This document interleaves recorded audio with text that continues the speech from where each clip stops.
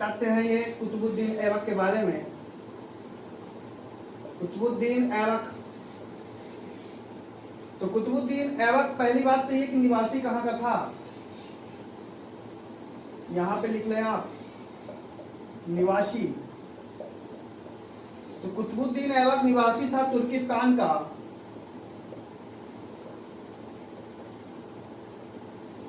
तुर्किस्तान में ये रहता था। तुर्किस्तान से इसे दास के रूप में भेज दिया जाता है।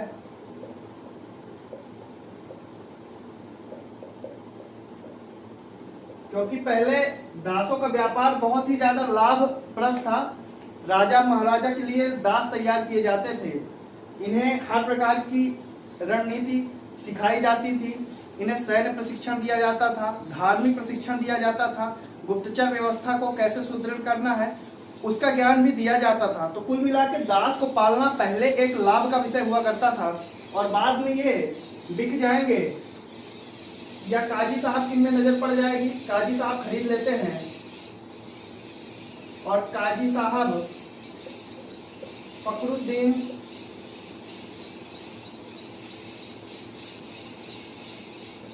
अब्दुल अजीज कूफी। देखिए इतना बड़ा नाम है काजी साहब का, होना तो नहीं चाहिए इतना बड़ा नाम, फिर भी नाम है, कोई बात नहीं, याद कर लीजिएगा। यही ले जाते हैं और बाद में ये धार्मिक प्रशिक्षण देके ट्रेंड करते हैं, धार्मिक प्रशिक्षण दे देते हैं। तो उसके अंदर लगभग समस्त गुण होते हैं जो एक शासक के अंदर होने चाहिए, लेकिन फिर भी ये दास रहता है। और इस पर फिर बाद में काजी साहब का जब समय अंतिम आता है और काजी साहब मृत्यु को प्राप्त कर लेते हैं, इनके परिवार के लोग इसे बेच देते हैं मोहम्मद गौरी को। और मोहम्मद गौरी चूंकि प्रतिभा को बहुत जल्दी पहचानता था, तो मोहम्मद गौरी तुरंत ही इसे अपने दास रूप में स्वीकार करता है और धीरे धीरे ये अपनी योग्यता के बल पर एक के बाद एक फतह हासिल करते जाता है। और इसे कुछ पद भी दिए जाते हैं मोहम्मद गौरी के द्वारा, सिपह सलार, मलिक, आमीर आखुद।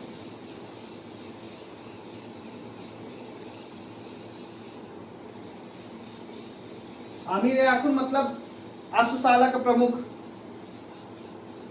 अश्वशाला समझते हैं, घोड़ा वाला, अश्वशाला प्रमुख। और सिपह सलार ये सैन्य प्रमुख पद है। बाकी ये मोहम्मद गौरी का शाही अंगरक्षक भी था।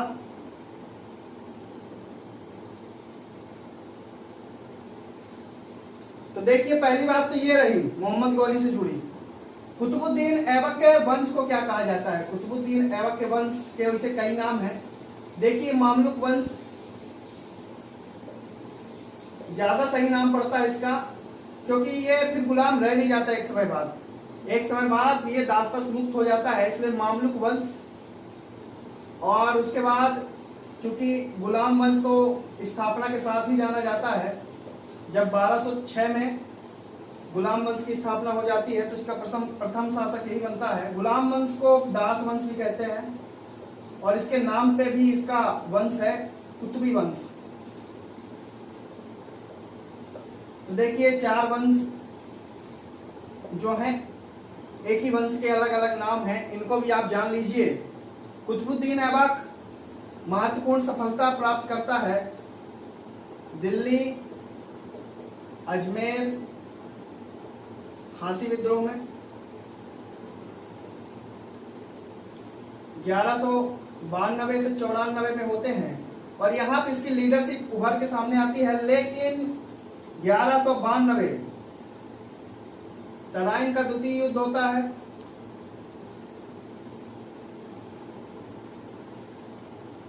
और जब इसमें मोहम्मद गौरी जीत जाता है तो इसे भारत का प्रतिनिधि नियुक्त कर देता है, या आप कहें दिल्ली का प्रतिनिधि, ज्यादा सही वर्ड दिल्ली का प्रतिनिधि कह लें आप, दोनों ही टर्म मिलते हैं। दिल्ली का प्रतिनिधि नियुक्त करता है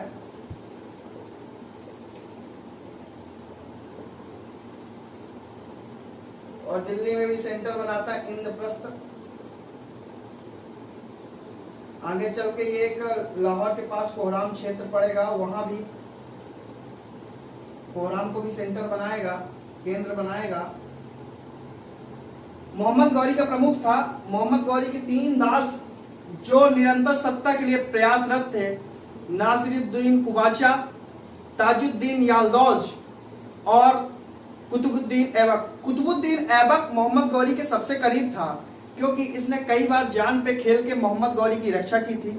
मोहम्मद गौरी महमूद गजनबी के बराबर कुशल योद्धा तो नहीं था, परंतु भाग्यवादी बहुत था। इसके पास जो भी गुलाम थे, एक से बढ़ के एक थे, और ये अब अपनी जो भारत की सत्ता है यह हस्तांतरित करता है कुतुबुद्दीन ऐबक को। और कुतुबुद्दीन ऐबक कभी भी सुल्तान का पद ग्रहण तो नहीं करते हैं, लेकिन फिर भी इन्हें दास्ता से मुक्त कर देता है मोहम्मद गौरी का भाई गयासुद्दीन गौरी। गयासुद्दीन गौरी इन्हें दास्ता से मुक्त कर देगा, लेकिन कभी भी ये सुल्तान के रूप में काम नहीं करते हैं, ये अपने आप को सुल्तान नहीं बोलते हैं। ये इनकी उदारता है, और उदारता के चलते इन्हें कई और टाइटल से भी नवाजा गया है, जो आप देखेंगे। तो इसको आपने नोट कर लिया होगा। और अब इसको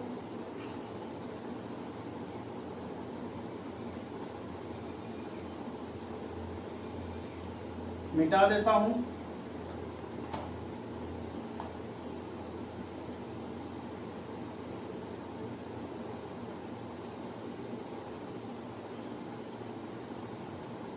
तो देखिए, कुतुबुद्दीन ऐबक बहुत उदार व्यक्ति था।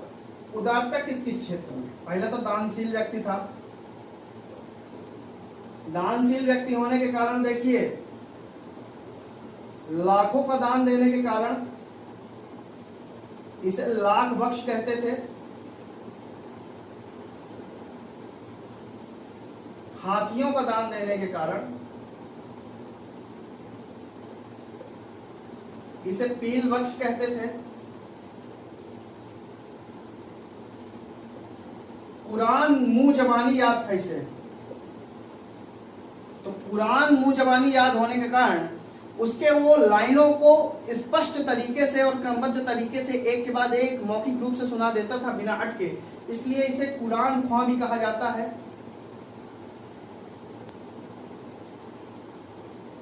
ये चीज आप जान लीजिए। और कुतुबुद्दीन ऐबक में देखिए, कुतुबुद्दीन का अर्थ क्या होता है? ऐबक, इसका अर्थ जो निकलता है चंद्रमुखी निकलता है। ऐबक का जो अर्थ है वो चंद्रमुखी निकलता है, इसका मतलब चंद्रमुखी होता है। कुतुबुद्दीन ऐबक, ये चंद्रमुखी से आप अनुमान ये लगा रहे होंगे कि कुतुबुद्दीन बहुत सुंदर था, है ना? तो कुतुबुद्दीन सुंदर नहीं था, कुतुबुद्दीन कुरूप था, ऐसा इतिहास में लिखा है। मेरा मानना नहीं है। कोई कुतुबुद्दीन का साथी अभी जी रहा इस जमाने में तो बुरा ना माने। तो देख लीजिए कुतुबुद्दीन के बारे में ये। और कुतुबुद्दीन की जो लीडरशिप है 1152 में निहातिया तराइन के सेकंड बैटल में, 1194 चंदावर का युद्ध होता है, और चंदावर के युद्ध में जयचंद को परास्त करके एक बेहतरीन लीडर की भूमिका ये अदा करता है। और यहीं से इसके सारे प्रशासन के गुण परिलक्षित हो जाते हैं। मोहम्मद गौरी अब सत्ता हस्तांतरित करने की से सोच लेता है, लेकिन मोहम्मद गौरी के 3 गुलाम रहते हैं जो बाद में इसे बाधा उत्पन्न करेंगे।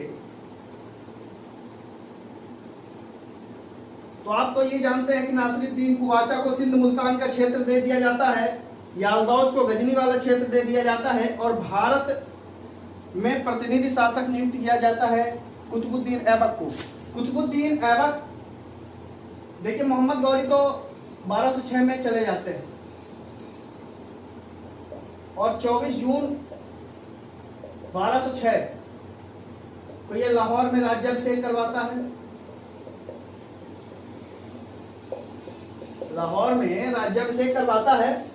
ये डेट महत्वपूर्ण हो जाती, कहीं कहीं आपको 25 जून में मिल जाएगी। परेशान नहीं होना है, जब आप अपर लेवल यूपीएससी में जाएंगे तो 25 जून में कहीं कहीं पे लिखी मिलती है।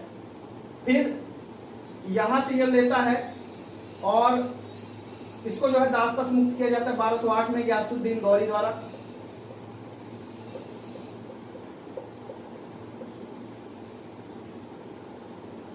और गयासुद्दीन गौरी से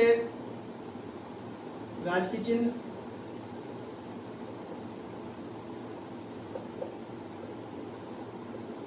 सुल्तान का तमगा भेंट करते हैं।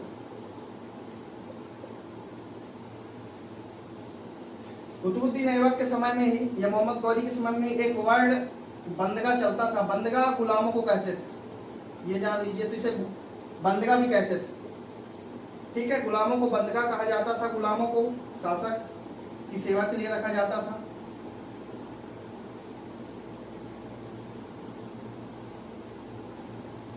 तो बात ये रही, कुतुबुद्दीन ऐबक और क्या करता है। कुतुबुद्दीन ऐबक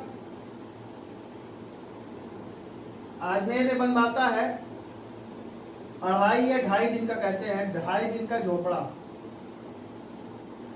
और वहां एक संस्कृत कॉलेज रहता है, उसको तोड़कर, संस्कृत कॉलेज को तोड़कर बनवाता है, इसलिए महत्वपूर्ण हो जाता है। वैसे ये संस्कृत कॉलेज जो है बनवाया था विग्रहराज चतुर्थ, इन्हें बीसल देव भी कहते हैं। दिल्ली में बनवाता है ये कुब्बत उल इस्लाम मस्जिद।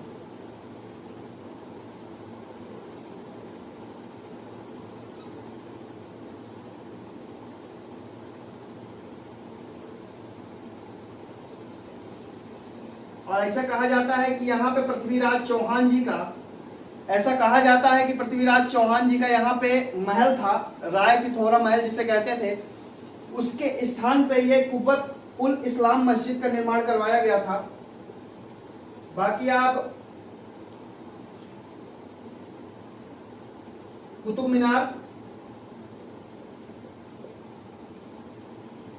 मीनार निर्माण करवाया था। निर्माण कार्य इसी के समय में प्रारंभ हुआ था।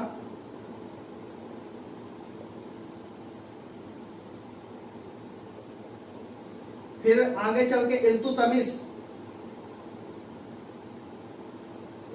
आएंगे।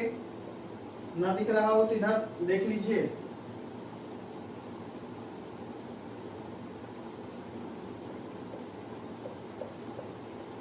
इल्तुतमिश पूर्ण कराते हैं कुतुब मीनार का निर्माण। और फिर जब फिरोज शाह तुगलक का शासन काल आता है, कुतुब मीनार की जो चौथी बिल्डिंग है वो क्षतिग्रस्त हो जाती है, जिसके एवज में वो 2 माले का निर्माण करता है। तो कुतुब मीनार 5 माले की हो जाती है, यानी 5 फ्लोर की हो जाती है। तो फिरोज शाह तुगलक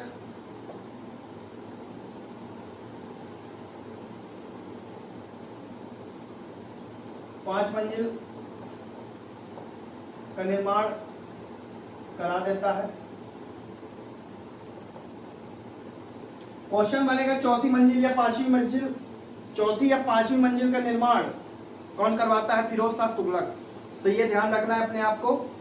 और अब हम आगे बढ़ते हैं सेगमेंट में और यहां से इसको मिटाते हैं।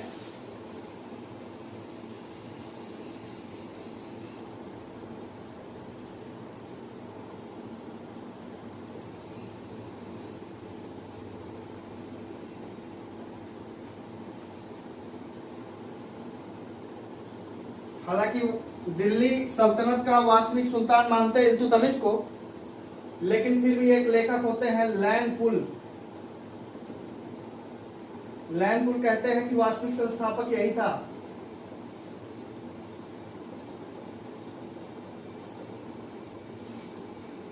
इस तरह की बातें रहती हैं। कुतुबुद्दीन ऐबक अब सत्ता पा जाता है, सत्ता चलाने की बारी आती है। उसके सामने बहुत सी कठिनाइयां रहती हैं। उन कठिनाइयों को जान लेते हैं जो एमपीपीएससी मेंस का क्वेश्चन है।